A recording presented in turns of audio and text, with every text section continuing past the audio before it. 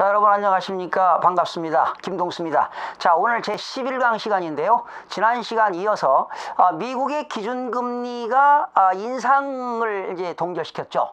그러면 지난 9월 17일 한국 시간 9월 18일 오전 3시에 미국의 기준금리를 동결한 이유는 무엇인가? 여러 가지를 한번 제가 연구해 봤는데요. 첫 번째, 가장 미국의 기준금리를 인상하지 못한 이유가 첫 번째는 뭐냐? 중국의 주식시장 폭락입니다. 중국의 금융시장이 하루에 10포인트씩 빠졌거든요. 이거는 세계적인 1929년 세계 대공황 때 주식이 15%씩 이렇게 폭락했던 그런 시절이 있었죠. 그러나 하여튼 미국의 10% 이상 주식이 폭락을 했고요. 그래서 이런 폭락으로 인해서 중국발 금융쇼크로 기준금리를 동결시킨 이유 중에 가장 첫 번째 요인이 되겠습니다. 그리고 이러한 미국의 기준금리가 인상이 되게 되면 인플레이션이 발생할 그런 영향이 있을 수도 있다. 물가가 상승하고 화폐 가치가 하락할 수 있는 그러한 인플레이션 영향 때문에 동결시켰고요. 세 번째는 신흥국들의 경제가 불안하다는 거지요. 경제가 불안하다. 즉 신흥국들의 통화 가치가 하락할 수 있다는 거지요. 신흥국들의 통화 가치가 하락하게 되면은 역시 자본이 유출로 인해서 신흥국들의 막대한 경제가 불안할 수 있다는 것이 되겠고요. 그리고 이제 네 번째, 역시 그렇게 경제가 불안하니까 신흥국들의 그런 자본이 유출된다는 겁니다. 달러 유출로 인해서 그러한 신흥국들이 어려움을 당하게 된다는 것이죠. 그 다음에 다섯 번째는 역시 전 세계적으로 전 세계적인 금융시장에 직격탄이 올 것이다. 그러니까 주식시장이 폭락하고 채권 가격이 하락하고 또 이자가 상반되는 경우도 있고 이제 떨어지는 경우, 하락하는 경우 여러 가지 이제 이유가 있겠습니다. 결과적으로 세계 시장의 금융시장에 직격탄이 오겠다는 거고요. 그리고 미국 기업에서 미국도 수입도 많이 있습니다만은 미국이 수출하는 그러한 기업 입장에서는 수출하는 미국 기업에 직격탄이 올 것이다. 수출에 큰 타격이 올 거라는 내용이고요. 그리고 한꺼번에 이렇게 세계적으로 금융시장이 어려운데 자기 나라에서 기준금리를 인상시키게 되면은 역시 국제사회에서 비난을 받을 대상이 될 수 있다. 이런 것들을 감수해야 되기 때문에 이런 요인이 되지 않는가 생각이 되어지고요. 그리고 이제 9월 17일 발표인데 동결됐지만 5일 후에 중국에 있는 국가주석 누굽니까? 시진핑 국가주석이 미국을 국빈 방문하게 됐잖아요. 이런 국빈 방문으로 인해서 국가와 국가끼리 어떤 정치적인 외압도 있겠고, 또한 그 시진핑 국가 주석이 국빈 방문하니까 또 미국 정부에서는 어떤 배려 차원에서도 기준금리를 동결시킨 것 아니냐, 이렇게 해서 동결시킨 그 이유를 제가 연구해본 결과 한 8가지로 분석이 된 바 있습니다. 그러면 만약에 9월 17일 날 미국의 기준금리를 인상시켰다고 한다면 전 세계적으로 금융시장뿐만 아니라 전 세계적으로 미국의 국민들 그리고 한국의 국민들의 어떠한 삶에 영향을 미칠 것인가 한번 즉 소비자들에게 미치는 영향을 연구해 봤습니다. 첫 번째는 우리가 신용카드를 쓰고 있잖아요. 또 현금 서비스 받게 되고요. 또 물건을 할부로 사기도 하고요. 현금 수수료를 받고 현금 서비스를 받고 리볼빙으로 인해서 할부로 하는 경우가 있어요. 일부만 변제하고 나머지는 차후에 변제하게 되면은 결과적으로 수수료가 인상될 것이다. 그러니까 경제 부담이 커진다는 것입니다. 그리고 모기지 이자도 상승하겠죠? 주택을 담보로 대출해서 돈을 빌려오게 되면 당연히 이자 비용이 상승이 될 겁니다. 또한 이자가 올라가니까 역시 대출을 받아서 집을 사는 내 집 장만하는데도 크나큰 부담이 될 거고요.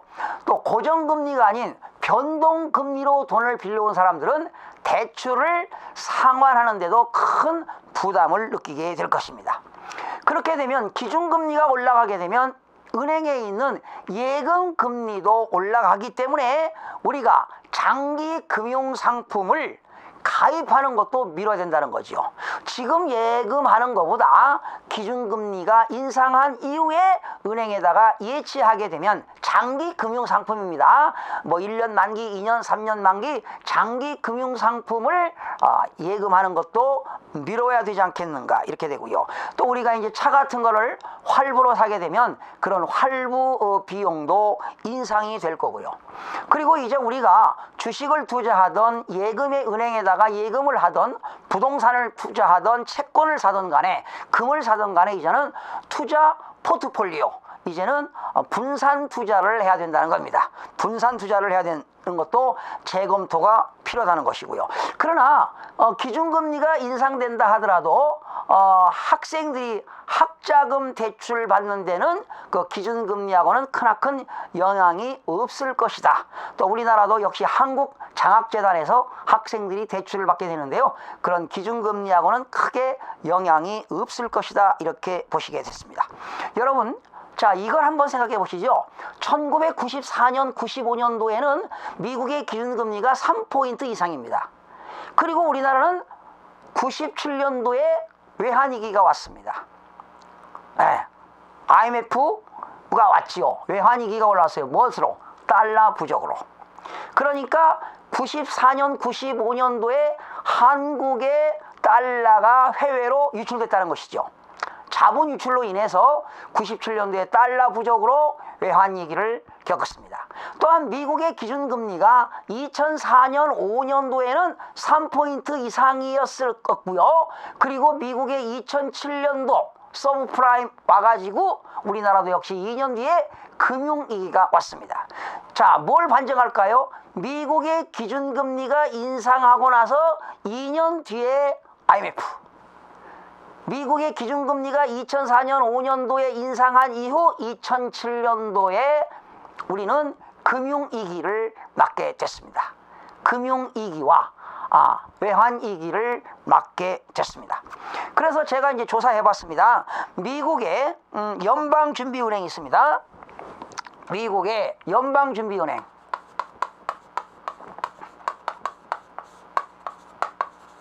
이 미국의 연방준비은행에서 기준금리 전망치를 추인했습니다.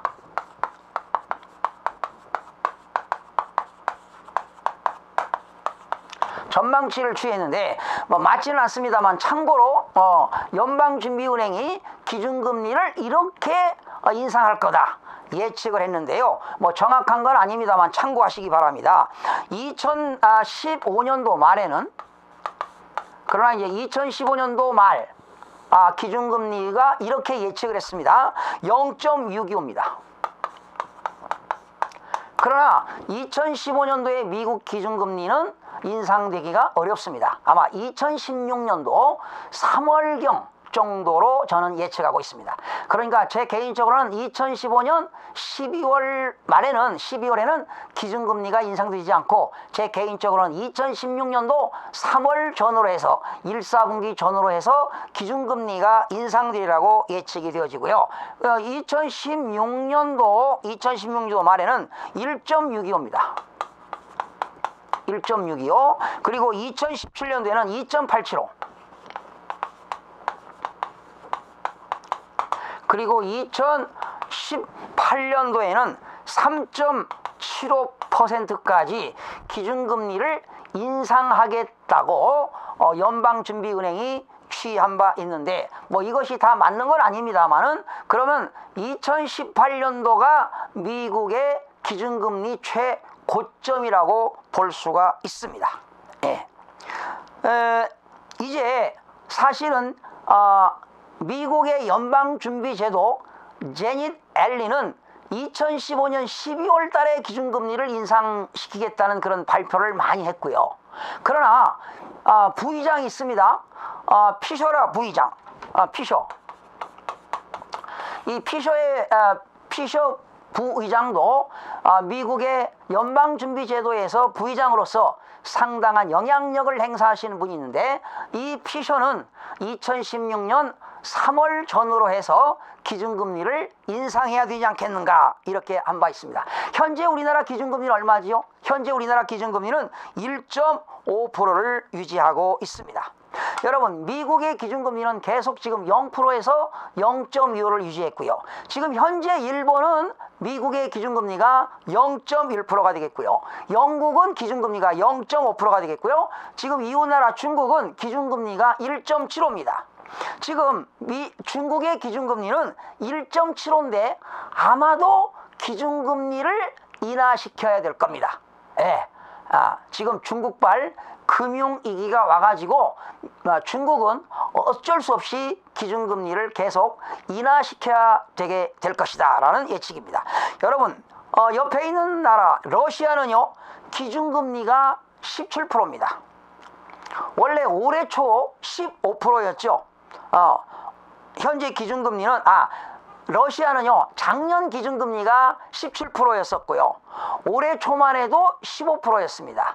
그런데 지금 러시아는 기준금리가 11%인데, 역시 러시아도 작년에 17%, 올해 초 15%, 또 11%까지 계속 러시아도 인하시킨 바 있고요. 지금 브라질의 기준금리는 14.25%입니다. 네, 지금 작년에 브라질 같은 거는요, 기준금리가 10%였거든요. 그런데 계속 지금 기준금리를 7차례 올려가지고 브라질 같은 경우는 지금 기준금리가 14.25%입니다. 왜 이렇게 브라질 같은 것은 기준금리를 높이는 하는 이유가 뭐냐? 브라질은 외환위기 영향이 있다는 거죠.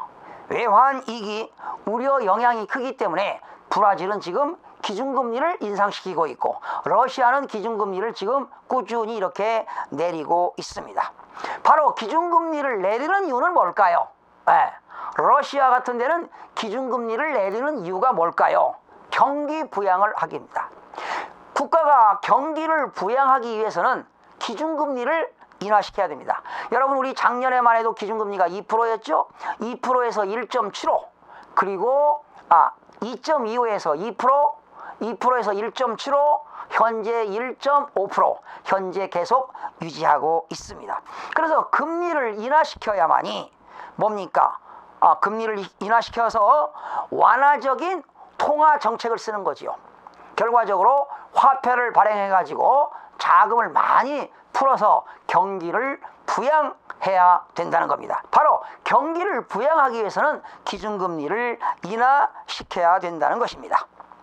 그러면 미국의 기준금리는 12월 인상설과 내년 2016년 3월 인상설이 지금 팽팽하게 균형을 이루고 있는데요. 방금 말씀드린 대로 미국의 연방준비제도 피셔 부의장도 3월경 인상해야 된다. 그 이유는 뭐냐? 중국을 이슈한 세계 경제가 불안하고, 또 미국의 경제 회복하는데 제약이 따른다 해가지고 인상을 12월 인상이 아니라 내년 3월경에 인상을 해야 된다고 하는 겁니다. 그렇게 되면 여러분, 우리나라 경제도 미국의 기준금리가 상승하게 되면 역시 한국 기준금리도 상승될 수밖에 없습니다. 그래서 여러분, 제가 8강 시간에 이런 걸 했습니다. 그 부채를 안고 있는 것은 저성장 시대, 저금리 시대, 부채는 큰 재앙이다 해서 여러분, 지금 빚을 상환해야 됩니다.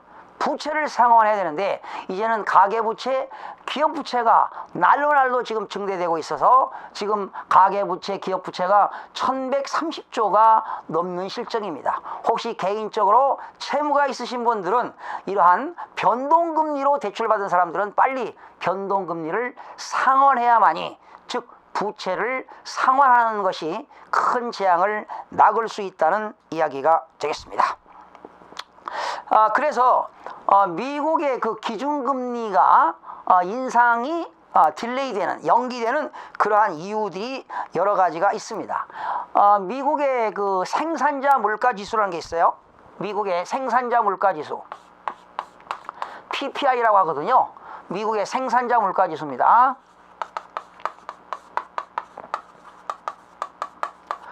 P라고 하는 건 프로듀서, 생산자 물가, 프라이스 인덱스, 이 PPI라고 하는 생산자 물가지수가 있습니다. 프로듀서 프라이스 인덱스, 뭐 이런 것들이 생산자 물가지수인데요. 지금 미국에선 생산자 물가지수가 지금 뭐하고 있다? 하락하고 있다는 겁니다. 네. 생산자, 물건을 만드는 생산자들이 그 물가지수가 하락하고 있다는 거예요. 그러다 보니까, 그런데도 불구하고 미국에서 물건을 구입하는 구매자들이 구매력이 떨어진다는 겁니다. 그건 뭐냐? 그 이유는 뭐냐? 미국 사람들이 미국 소득에 대한 불안감입니다. 임금 인상이 안 되고요. 그런데 임금 인상이 안 되기 때문에 미국 소득에 대한, 미국 국민들이 미래 소득에 대한 불안과, 그리고 그러기 때문에 기업들의 그 가격 결정하는 그러한 결정력이 저하된다는 겁니다. 기업들의 그 제품의 가격을 결정력이 저하되기 때문에 잘못하면은 물가가 하락한다는 거지요. 디프레션 우려가 있다는 겁니다. 그래서 미국에서는 지금 기준금리 인상 시기를 계속 연장하고 있다. 그러면 9월은 세계적인 그 불안, 중국발 금융위기로 연장되었고, 그리고 12월 달에 인상할 것은 왜 딜레이가 되느냐? 미국의 생산자 물가지수가 하락했기 때문에 미국의 소비자들이 구매력이 저하되고 있다는 겁니다. 여러분, 미국에 말이죠, 월마트 아시죠? www.walmart.com 한번 들어가 보세요. 월마트에 들어가시게 되면은 최저 가격으로 물건을 판다.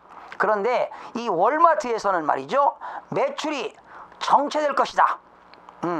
실적 전망을 내놨다가 이 월마트 주식 가격이 10%까지 하락했습니다. 그런데 이 월마트 주식 가격이 말이죠, 15년 만에 10% 가격이 떨어졌다는 거 아닙니까? 그런데 월마트의 가격, 소비자들 가격이 싼데도 최저 가격으로, 그러니까 뭐 이런 거 영어로 이런 거 있죠. rock bottom price, 최저 가격으로 물건을 파는데도 미국의 소비자들이 물건을 소비하지 않습니다. 그래서 미국의 소비자들의 구매력이 저하되기 때문에 미래 소득에 대한 불안과, 그리고 미국의 기업들이 가격을 결정력이 저하되고 디프레이션 우려가 있기 때문에 기준금리 인상 시기를 연장하게 된다는 겁니다. 여러분, 여기서 하나 우리는 꼭 기억할 게 있습니다. 1994년, 95년도 3% 이상 됐을 때 이후에 2년 이후에 외환위기가 왔습니다. 2004년, 5년 기준금리가 3% 인상됐을 때 2007년, 8년 이후에 금융위기가 왔습니다. 만약에 미국의 기준금리가 2017년, 18년도에 3% 이상 올라간다면 대한민국 경제 어떻게 될 것인가? 그리고 부동산 가격은 과연 폭락할 것인가? 폭락하지 않을 것인가? 상당히 염려스럽습니다. 합리적인 의사결정은 여러분들에게 달려 있습니다. 오늘 미국의 기준금리에 대해서 살펴봤고요. 각 나라의 기준금리도 한번 알아보는 시간을 가졌습니다. 여러분들의 합리적인 의사결정으로 해서 여러분들의 경제활동을 원활하게 하시길 기대하면서 오늘 강의를 마치겠습니다. 여러분 대단히 고맙습니다.